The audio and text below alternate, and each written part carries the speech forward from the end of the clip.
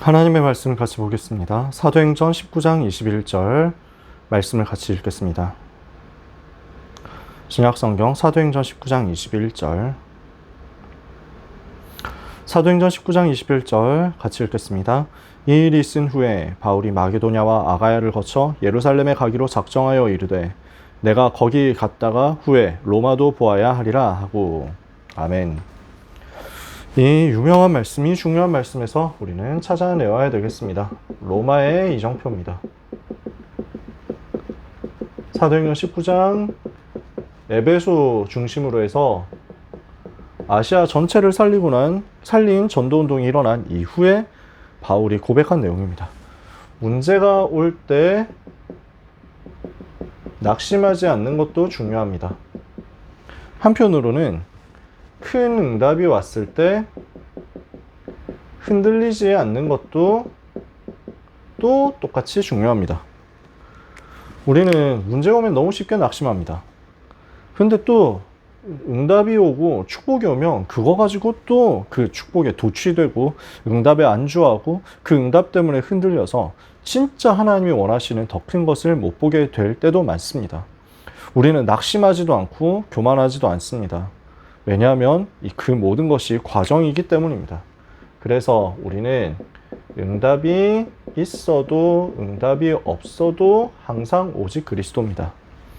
모든 것을 얻어도 모든 것을 잃어도 우리는 똑같습니다. 그리스도는 여전히 모든 문제 해결자시고 그리스도 안에서 우리는 하나님의 자녀 렘넌트로 전도자로 살아가는 것입니다. 그래서 여러분은 응답이 있어도 전도자입니다. 응답이 없어도 전도자입니다. 많은 전도운동이 여러분을 통해서 일어난다고 해도 전도자고 별로 큰 역사 일어나지 않는다고 해도 전도자입니다. 우리에게 모든 것이 주어진다고 해도 그것과 상관없이 예수님이 나의 그리스도십니다. 우리에게서 모든 것이 우리가 모든 것을 빼앗긴다고 하더라도 여전히 예수님은 나의 그리스도, 나의 인생의 주인, 나의 인생의 모든 문제 해결자십니다. 우리는 오늘도 내일도 이 복음 붙잡는 것입니다. 그래서 우리는 큰 응답이 왔을 때, 큰 축복이 왔을 때 빨리 깨달아야 되는 것이 내가 아니라 하나님이 하신 것이다. 하나도 내가 한 것 없습니다. 내가 일으킨 것 단 하나도 없습니다. 전부 하나님이 하신 것입니다. 이것을 절대적으로 기억해야 됩니다.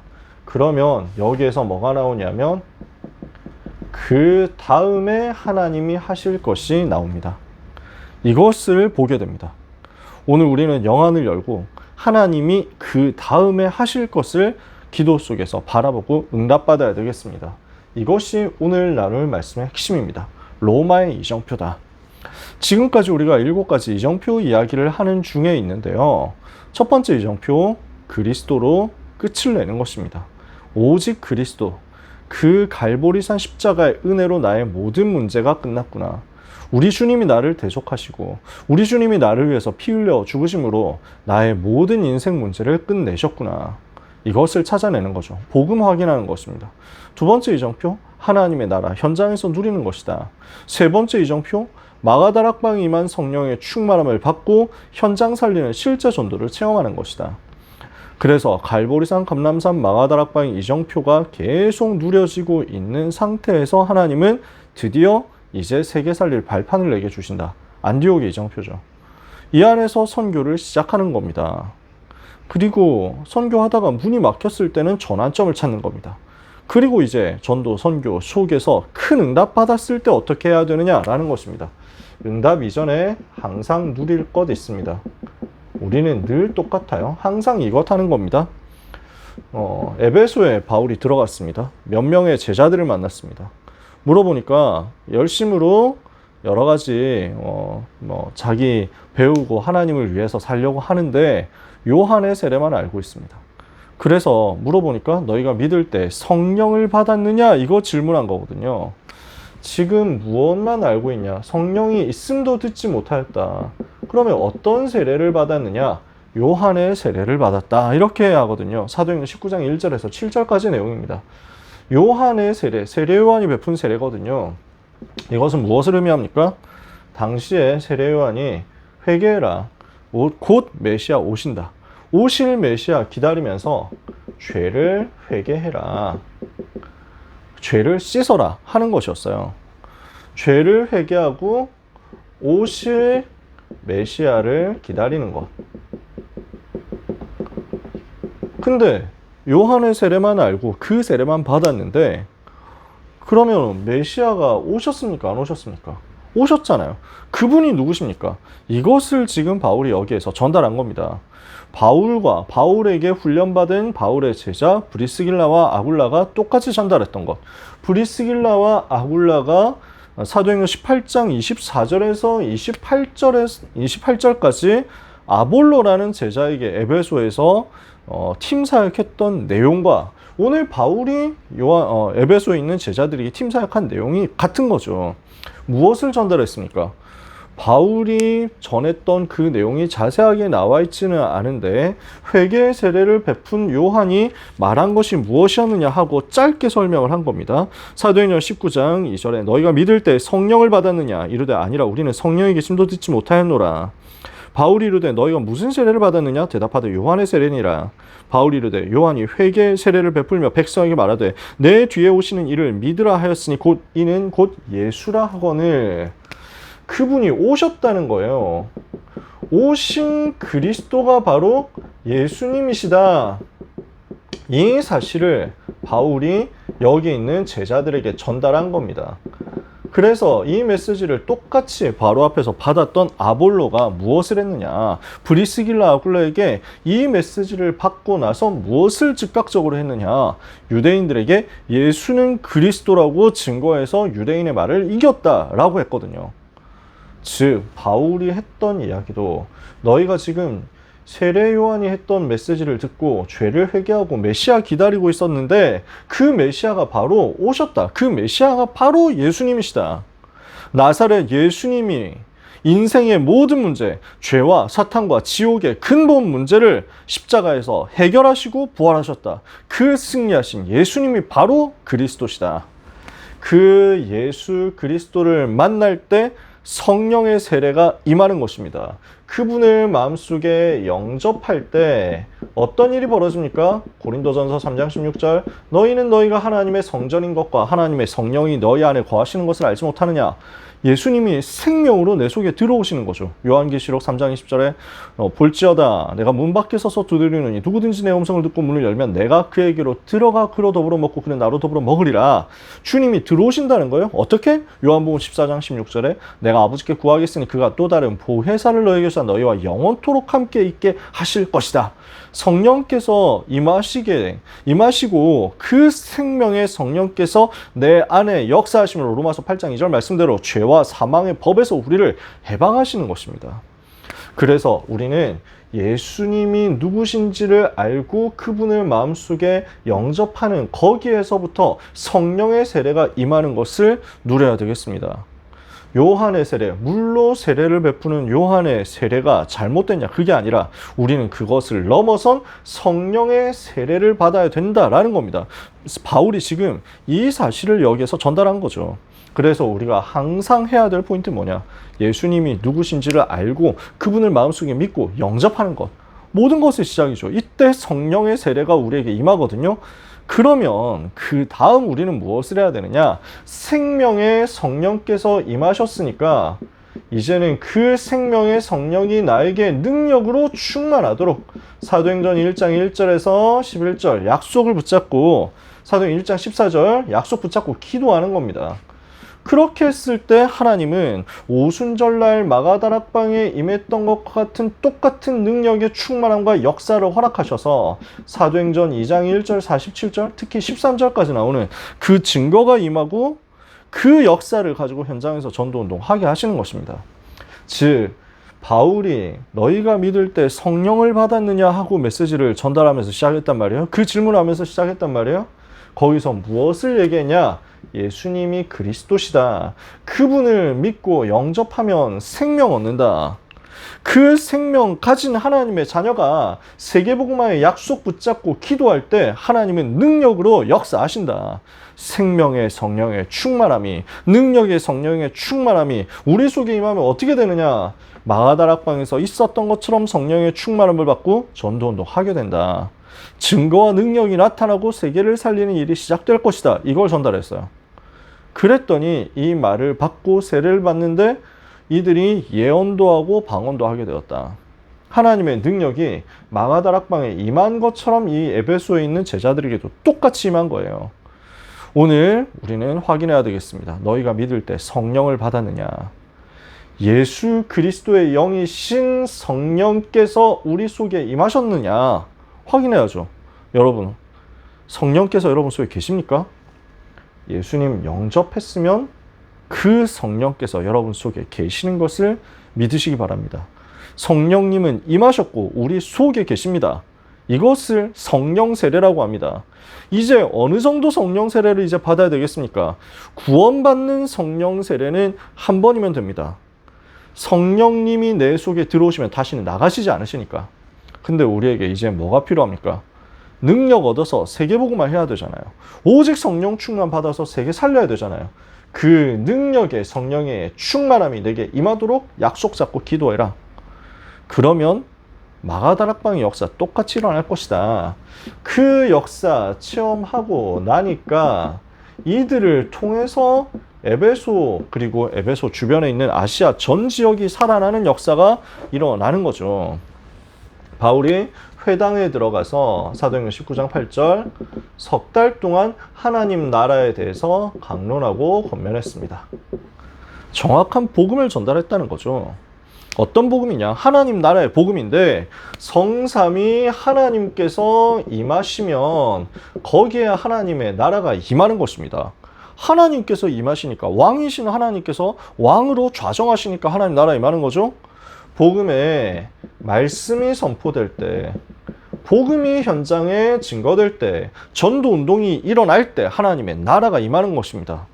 마태복음 12장 28절에 내가 만일 하나님의 성령을 힘입어 귀신을 쫓아내는 것이면 하나님의 나라가 이미 너희에게 임하였느니라. 흑암이 결박될 때 하나님의 나라가 임합니다. 이 복음을 전달한 거예요. 이 복음을 전달하는 말씀 운동을 회당 중심으로 에베소 지역에서 이제 시작하는 거죠. 이랬더니 어떻게 됩니까? 많은 사람들이 복음을 듣고 이 복음 앞으로 나오는데 반대로 어떤 사람들은 마음이 굳어 순종하지 않고 무리 앞에서 이 도를 비방합니다. 바울이 어떻게 합니까? 제자들을 따로 세우고 두란노 서원에서 날마다 강론했습니다. 이렇게 했더니 어떻게 돼요? 하나님이 이 일을 너무 기뻐하시거든요. 말씀 운동하고 이 말씀 받은 제자들을 따로 모아서 핍박 속에서 제자 운동했더니 이같이 두 해 동안을 하매 아시아에 사는 자는 유대인이나 헬라인이나 다 주의 말씀을 듣더라.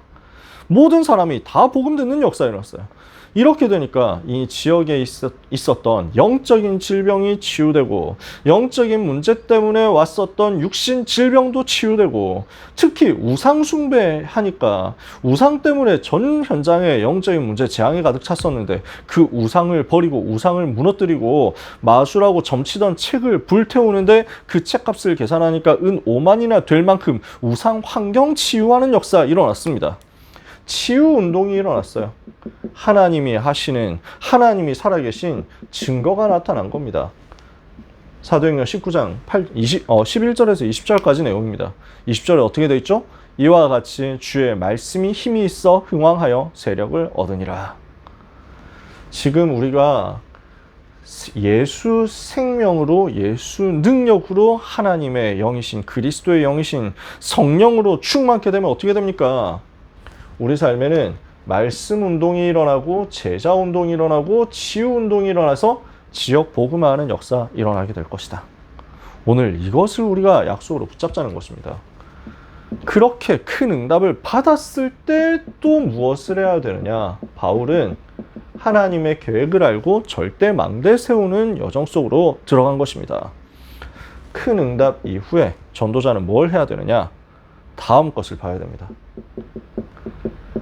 큰 응답을 받았을 때 그 응답에 도취되는 게 아니고 그 응답에 안주하는 게 아니고 하나님이 행하시는 다음 것을 보고 하나님의 계획을 발견하는 겁니다. 그러니까 어떤 계획을 발견합니까? 이 일이 있은 후에 바울이 마게도냐와 아가야를 거쳐 예루살렘에 가기를 작정하고 이르되 내가 거기 갔다가 후에 로마도 보아야 하리라. 뭘 봤습니까? 시대마다 일어나는 반복되는 영적 문제의 흐름을 본 겁니다. 전 세계에 재앙이 흘러가는 이유는 전 세계에 우상 문화가, 우상 지식이 흘러가고 있기 때문입니다.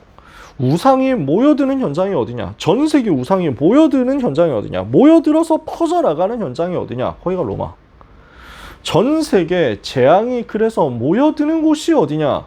그 재앙이 다시 전 세계로 퍼져나가는 곳이 어디냐? 로마. 그 근원을 파고들어야 되겠다라고 바울은 언약을 붙잡은 것입니다. 이 현장은 어디냐?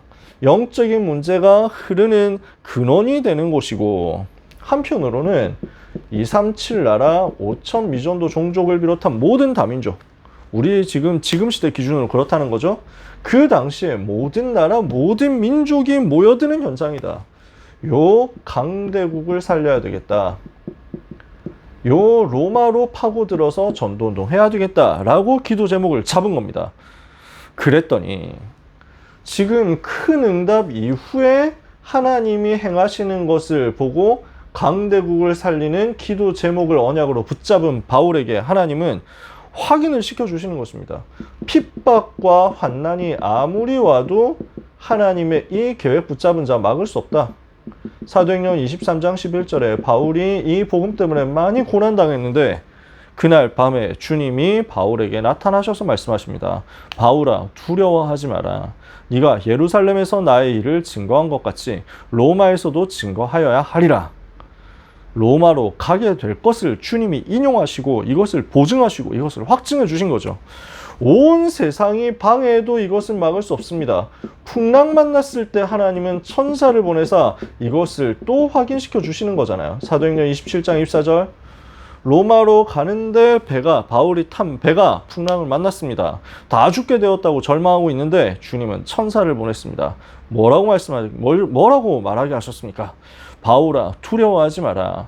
너는 가이사 앞에 서야 할 것이다. 네가 가이사 앞에 서야 하겠고 하나님께서 너와 함께 항해하는 자를 다 너에게 주셨다. 오늘 이 약속의 말씀을 여러분이 똑같이 붙잡게 되시기를 바랍니다. 그래서 핍박도 환난도 하나님의 계획을 막을 수 없고요. 온 세상이 다 방해한다고 해도 하나님의 계획은 막을 수 없습니다. 하나님의 약속, 하나님의 언약은 반드시 성취됩니다. 그리고 이 일을 위하여 하나님은 주의 천사를 동원하십니다. 오늘 약속 굳게 붙잡는 여러분 되시기를 축복합니다. 그래서 이번 주간 우리는 어떻게 기도 제목 잡아야 되겠습니까? 큰 응답받아도 흔들리지 않도록 그리스도가 나의 전부 되시는 것이 맞는지를 질문하시고 확인해 보시기를 바랍니다. 좋은 일도 안 좋은 일도 기쁜 일도 슬픈 일도 결국은 다 지나갑니다. 변하지 않고 영원한 것은 그리스도가 오직이라는 사실입니다. 그리스도 가졌기 때문에 나는 모든 것을 가졌다는 것입니다. 그리스도가 모든 것이고 그리스도는 모든 것은 모든 것이기 때문에 나는 그리스도를 가진 순간 모든 것을 가진 것이다. 여기에 대해서 답을 확인해야 되겠습니다. 예수님은 나의 그리스도시고 나의 생명이요 나의 능력이요 나의 모든 것이시다. 이것을 고백함으로써 여러분은 문제와도 흔들리지 않고 응답와도 흔들리지 않는 영적인 상태를 만들게 되시기를 축복합니다. 우리는 237 나라 5천 종족을 품는 그릇을 갖춰야 되겠습니다. 지난주에도 그 얘기했잖아요. 우리는 전 세계 품는 그릇 가져야 되거든요. 이것을 위해서 하나님께서 나의 로마를 예비하시고 내가 서야 할 가이사 앞을 예비하셨거든요. 이것을 찾아내도록 기도하시기를 바랍니다. 나의 로마가 어디입니까?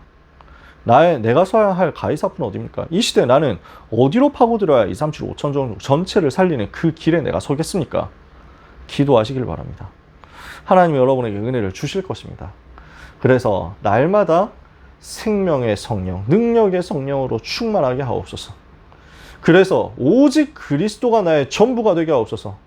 그래서 큰 응답이 와도 오직 그리스도, 어려움, 핍박, 환난 와도 오직 그리스도, 그 안에서 큰 응답 이후에 로마를 보는 역사 있게 하옵소서. 이 수준의 응답을 받도록 우리는 제자의 길을 가야 되겠습니다. 어떻게 해야 되겠냐? 두란노를 회복하는 것입니다. 바울은 제자들을 따로 세워서 두란노 서원으로 불러서 거기에서 2년 동안 날마다 강론했습니다. 정확한 복음을 가지고 이 복음을 계속 듣고 복음을 계속 전하도록 2년 동안 집중했습니다. 이렇게 2년 동안 했더니 아시아에 사는 자는 유대인이나 헬라인이나 다 주의 말씀을 듣게 됐습니다. 나는 말씀운동 속에 있습니까? 나는 제자운동 속에 있습니까? 이것을 오늘 확인하시길 바랍니다. 말씀운동, 제자운동, 스케줄 속으로, 집중 속으로 들어가게 되시기를 바랍니다. 그래서 여러분은 항상 복음 듣는 자리에 있게 되시기를 바라고요. 복음이 전해지는 그 자리에 있게 되시기를 바랍니다. 이제 여름 스케줄이 다가옵니다. 중요한 응답의 스케줄 놓치지 마시고, 응답의 시간표 놓치지 마시고, 그 흐름 속에 참여하면서 집중하는 응답 받고 그리스도가 나의 전부 되심을 누리며 내가 서야 할 로마를 발견하는 그 역사를 체험하게 되시기를 바랍니다. 이번 여름이 그 응답받는 날이 되시기를 바라고, 이것 때문에 이번 한 주간 하나님의 은혜에 충만하게 누리게 되시기를 예수 그리스도 이름으로 축복합니다. 기도하겠습니다. 하나님 감사합니다. 하나님의 백성들을 오직 그리스도 바라보고 그리스도만으로 행복한 그리스도의 제자 되게 하시는 하나님께 감사드립니다. 응답이 없어도 그리스도, 큰 응답 받아도 그리스도, 문제 와도 그리스도, 축복이 와도 그리스도 붙잡는 모든 하나님의 백성들 되게 하옵소서. 축복 앞에서 속지 않고 그 다음 것을 보는 영안을 열어주시며 세계복음화를 위하여 하나님이 나에게 예비하신 로마와 가이사 앞을 찾을 수 있도록 영안이 열려지는 역사 있게 하옵소서. 한 주간 부활하신 주님이 우리 모든 하나님의 백성들을 돌보시고 말씀운동, 제자운동, 전도운동으로 말미암아 전체가 살아나는 치유운동 체험케 하옵소서. 예수 그리스도 이름으로 기도합니다. 아멘.